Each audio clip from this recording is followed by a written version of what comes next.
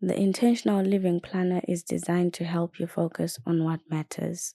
It's a planner that's meant to make you more intentional about what you're doing each month, week, or day. But is it the right planner for you in 2024? Let's find out. Hey guys, it's Robsy back with Paperless X, a channel dedicated to easing your digital transformation. If you're new to our channel, hello. Make sure you subscribe and turn on your notifications so you know each time we release a new video. And if you're already subscribed, fantastic human, welcome back. The Intentional Living Planner version 1.0 is a minimalist planner by our creative team at Paperless X. It comes in monthly, weekly, and daily version that cost $9.99, $14.99, and $19.99 respectively. These are available for purchase on our Patreon page or on our website. The planners will work in any note-taking app or PDF reader that can open hyperlinks, and there's plenty of those on iPad. You can also use it on Android, and those are pretty much the only apps we've tried so far on Android. For this video, we'll be reviewing the planners in Noteful, because that is where I've saved these planners as templates. The cover page for all the planners looks the same. They kept the same look from our digital notebooks, but each cover has a summary for the planner on the bottom left corner. The year of page for each planner is different.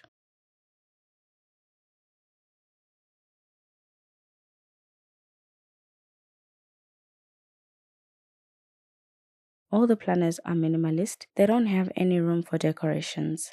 So they're designed for those of us who just want to quickly write things down and make simple plans.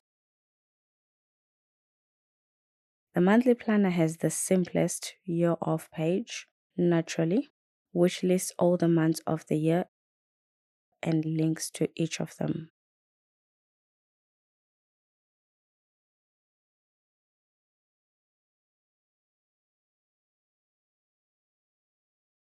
I think the underlining on the months doesn't look good. You also get a place to write your goals for the year. One massive goal per month is achievable, right?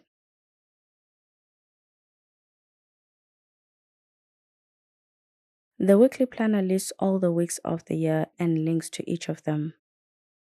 I love that it is undated, which means it's flexible and reusable every year. You only need to buy it once. Undated also removes the rigidity of getting a planner at the beginning of the year or of a specific season. Your first week could be on the 5th to the 11th of February. Without the dates, the planner is much more flexible. The underlining for the weeks looks better for the weekly spreads than it does on the monthly one. For your weekly planner, you can also write down your goals for the year. The Daily Intentional Living Planner is partially dated, partially because it simply lists all the days of each month, but the dates are not specific for any year. It is therefore also reusable, and you can write the dates on your daily spreads.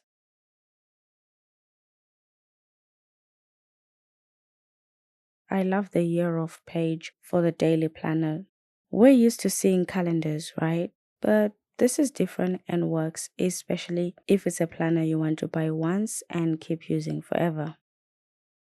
Unfortunately, this daily planner does not have a place for your yearly goals like the other two planners. We look forward to seeing that in the next version of the planner.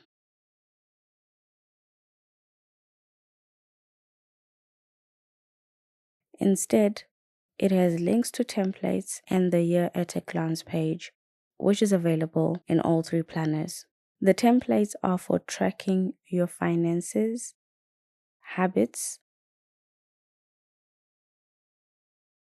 and meals. You can also journal in these planners because there's a journal template as well. The most important part of the year off page, which is not labeled on the daily planner and is missing on the weekly planner, is the notes section. I don't know how it's important when it has so many inconsistencies. The notes section is where the planner gets the name from, intentional living. The team wants us to reflect and take note of everything happening in our planners. So I have been encouraged to question myself to evaluate what I am planning, what I achieve, and what I don't in these small notes reflection sections. It's a recurring feature throughout all the planners. The creative team at Paperless X is saying, instead of decorating, reflect.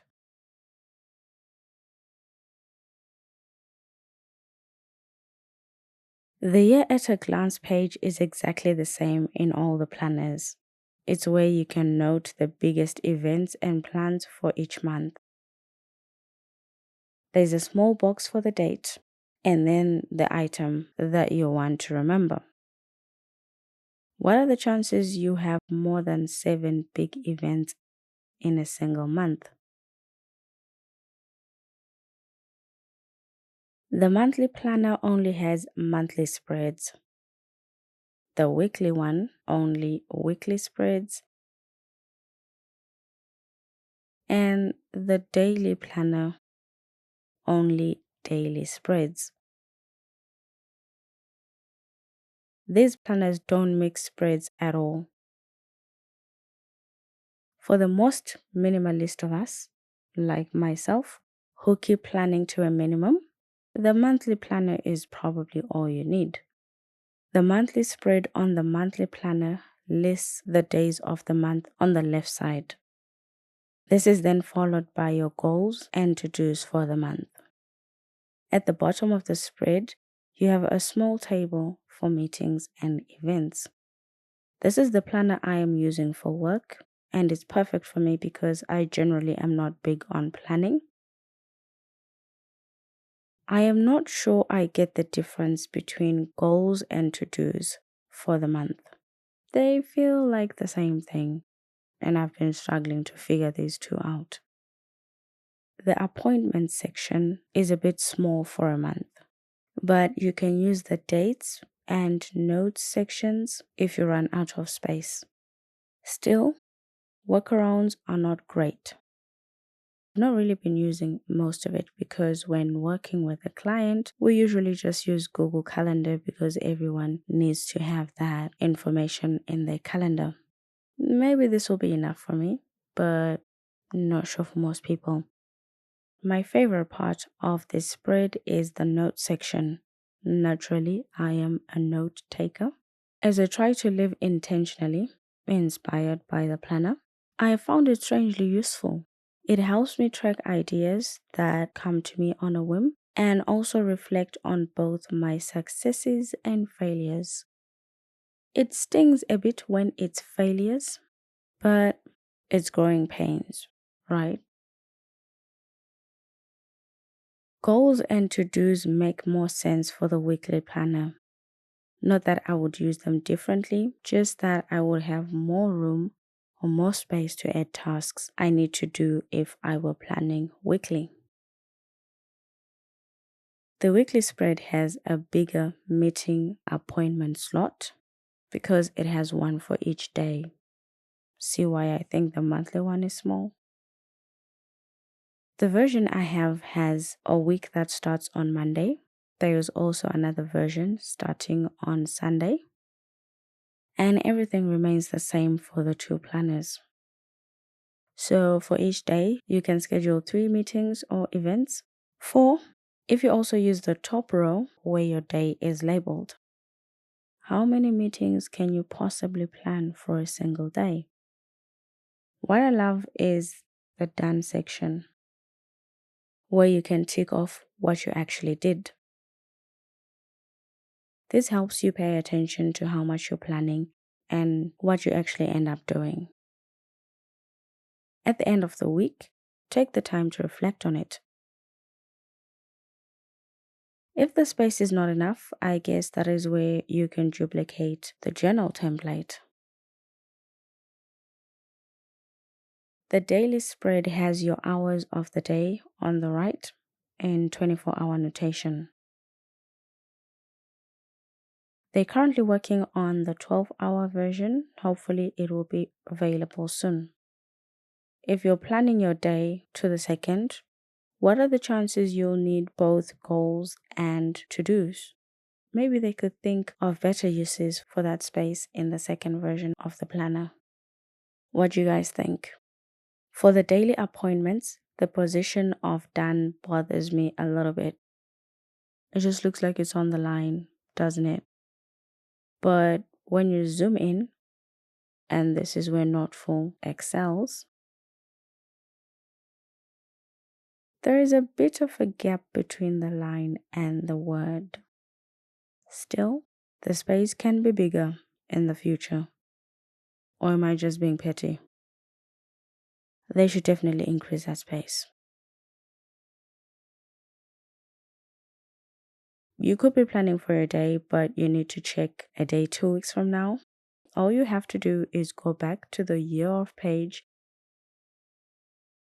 and look for the date you want. It is the simplest navigation we have seen in a digital planner, and we love it. Well, I love it since I'm the one reviewing this.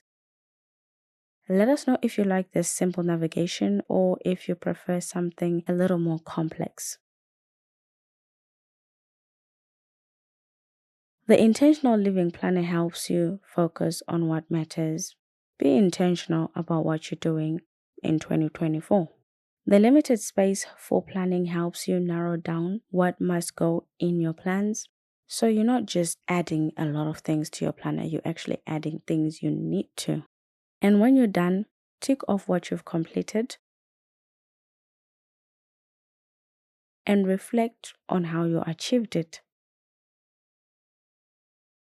These are definitely planners for those of us who dislike decorating planners or those who simply don't have the time to decorate their planners. We hope you guys liked this video.